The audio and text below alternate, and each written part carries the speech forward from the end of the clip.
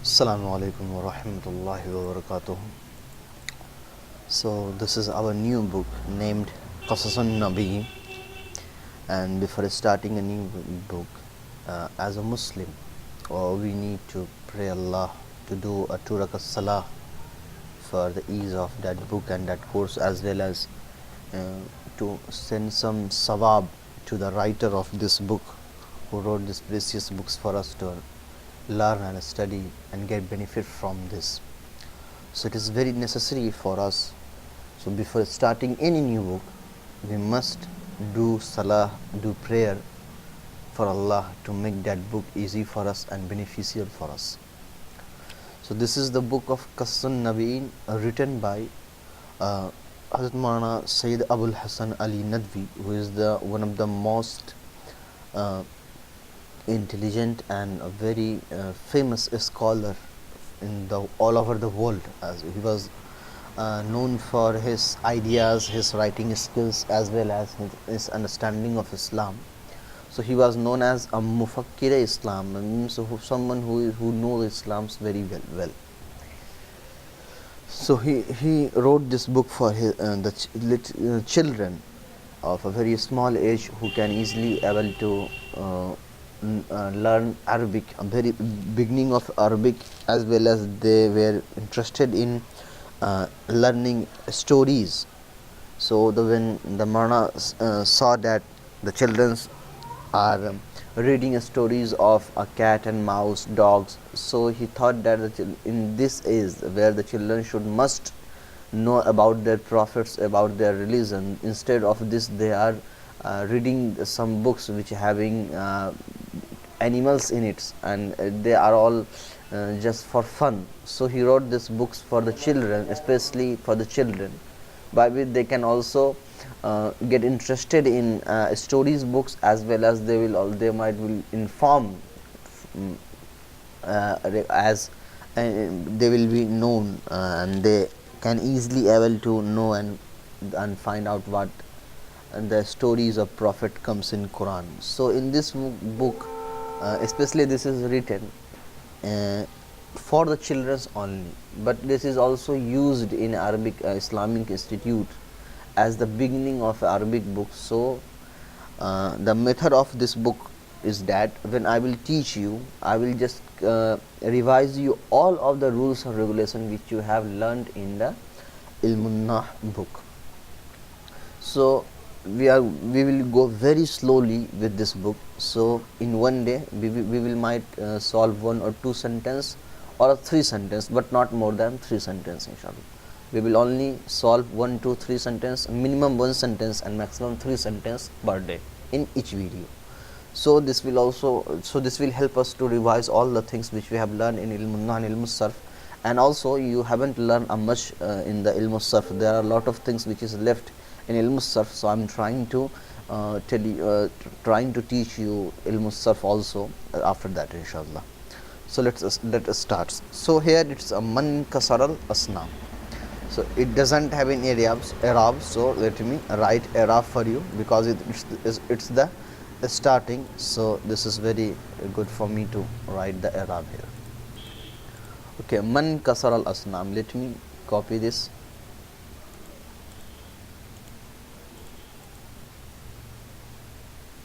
So here we have man kasar al asnam. First we have man, and the second number we have kasara, and the third number we have al asnam. So this means we need 3 boxes for solving each one of this. Now 3 sentences we have 3 boxes. First we have to know what is man.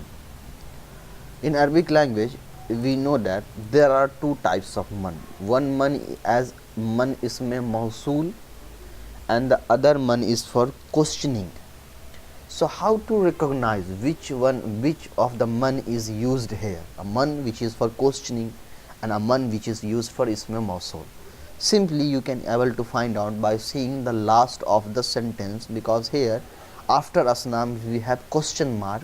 So by seeing the question mark we can easily able to find out and recognize that the man used here is for questioning not for ism mawsul. And the other reason for man is not here as a ism mawsul is because the man which is used for ism mawsul is only used in the between of sentence, not in the starting of sentence. And here man is used in the starting of sentence, so this will never be the ism mawsul. So here man is for question. So let me write here, man is for question. Now we have kasara. Okay, so what is kasara? Kasara is a ism. Let's revise from the starting, very beginning from the ilm al-sarf. So what is kasara? Kasara is a ism, or kasara is a fail, or kasara is a harf. So we can say that kasara doesn't have any sign of ism on it. It doesn't have alif lam, it doesn't have tanween, it doesn't have round shape ta. So this is never be the ism. So if any word which doesn't have any sign of ism, then that word will be definitely fail. So kasara here is fail. Now if we are saying fail, so there are four types of fail: fail mazi, fail muzare, fail amr, fail nahi. So which one is this? So let's recall. If it will be the fail amr, then there must be extra words adding to it, and the last word will be sakin. But in kasara there is no extra word which is added before kaf, and the lam kalima, that is ra, is not sakin here. So this is not fail amr. And for being fail nahi, the before kasara there must be lam alif zabar la. This is la, but la is not also available here. So this means this is not fail nahi. Now is it fail muzare? For knowing fail muzare, we know that there are some sign of alamat muzare, that is known as alif, waw or ya. So for being any is fail muzare, the alamat of muzare must be added before it. But in kasara you don't see alif, you don't see ta, we don't see ya, neither we see alif, because the sign of muzare is alif, ta, ya, noon. And in kasara there is no sign on proof of alif, ta, ya, noon from before kasara. So this means kasara is not muzare. So now the final answer of this kasara is that kasara here fail is mazi. Now if it is mazi, so there are a lot of things in mazi also. Is it mazi manfi or mazi musbat? So let's find out, is it mazi manfi or musbat? So for manfi in mazi we need to add ma alif zabar ba before fail. So kasara doesn't have ma alif zabar ma before fail, so this means this is musbat, not manfi. So it's musbat. Now is it mazhul or maruf? In mazhul the file is not available, not known, and in maruf the file of that fail is known. So is the kasara is a musbat or maruf or majhul? So in majhul the fa kalima of fail having pesh on it, but here kasara the fa kalima doesn't have any pesh on it. So now this means that kasara is not a fail of majhul, because if it will be the majhul, then the fa kalima will have pesh, the ain kalima will have zair, and ram kalima will have zabar. But here fa is also have zabar, sin is also have zabar, and the ra is also having zabar. So this means this is not the fail majhul, it's a fail maruf. Okay, now we find out which one is fail. And now we need to find out the fail here. Kasara is a sega of tasniya or jama or wahid.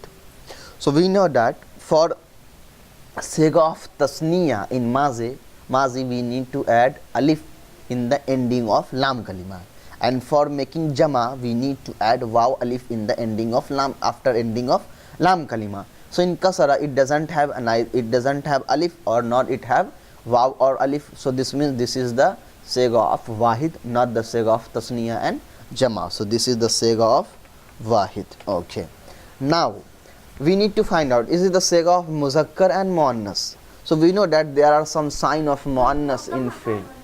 There are some sign of muannas in fail. So now kasara doesn't have any sign of muannas in it. So this means kasara is not the sega of muannas, it will be the sega of muzakkar. This is the sega of muzakkar. Now we take a lot of time to simply just find out the fail kasara. But there is a very simplest way for finding that the kasara is a seg of wahid muzakkar hazir, wahid muzakkar ghaib. How? Simply remember the segas. Kasara and the pattern of nasara. So nasara is the seg of wahid muzakkar ghaib. So this means kasara will also the seg of wahid muzakkar ghaib. Now, how to recognize from which bab kasara is? There are a lot of bab. There are 6 bab generally we have learnt yet. Nasara, zaraba, samiya, fataha, karuma, hasiba. So from which bab kasara is? So you can easily able to find out by seeing muzare of any bab, muzare of any fail and you can just able to find out the bab of any fail by seeing its muzare only. So kasara, for knowing the bab of kasara, you must need a muzare also. So for now you have to remember what I am telling you. Kasara is from bab zaraba yazribu. Kasara yaksiru. Zaraba yazribu. So kasara is here from bab zaraba. So we find out man is here for isme mausul. Man is here for questioning. Kasara is a seg of wahid muzakkar ghaib from bab zaraba yazribu. Kasara means break down, break. Kasara means break, destroy something. Okay, and now we have al-asnam. So let's find out. Al-asnam is ism, al-asnam is fail, or al-asnam is harf. So al-asnam is ism. Why? Because having alif lam on it. Now I give the i'rab al-asnam nasab. Okay, so we know that. Okay, just imagine if I didn't give the i'rab of nasab on it. So if al-asnam doesn't have any i'rab, then how to find out, or what i'rab does asnam have? So let's find out by giving al-asnam pesh. If you give al-asnam pesh, then the ism is just after fail, kasara.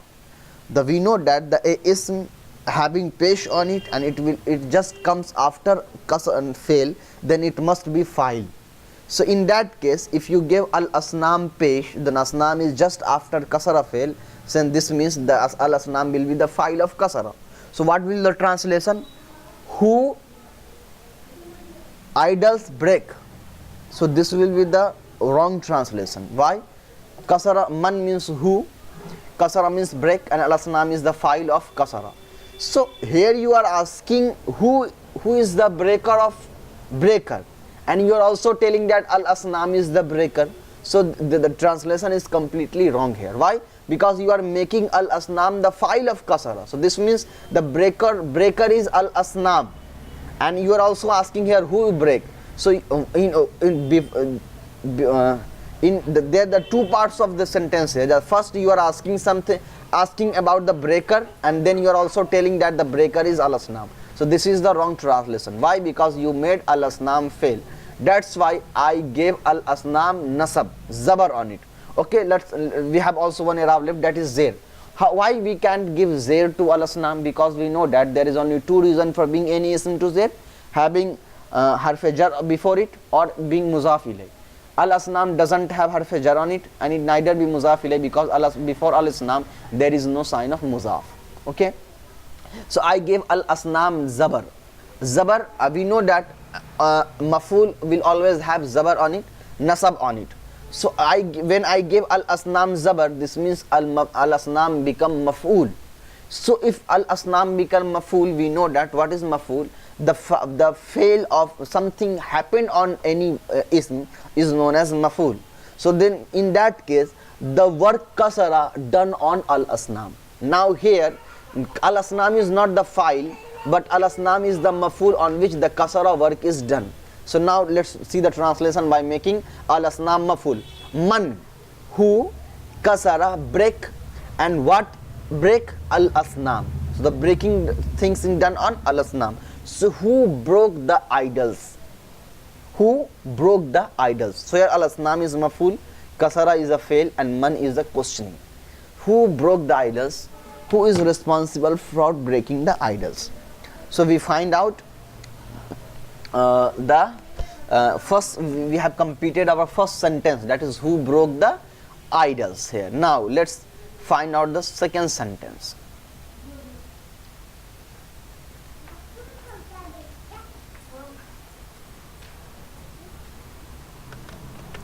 Bay'ul asnam. We know that if there is no amil before any ism, for in case of bay'u, there is no amil just before baya, so that the default i'rab of any ism will be pesh on it.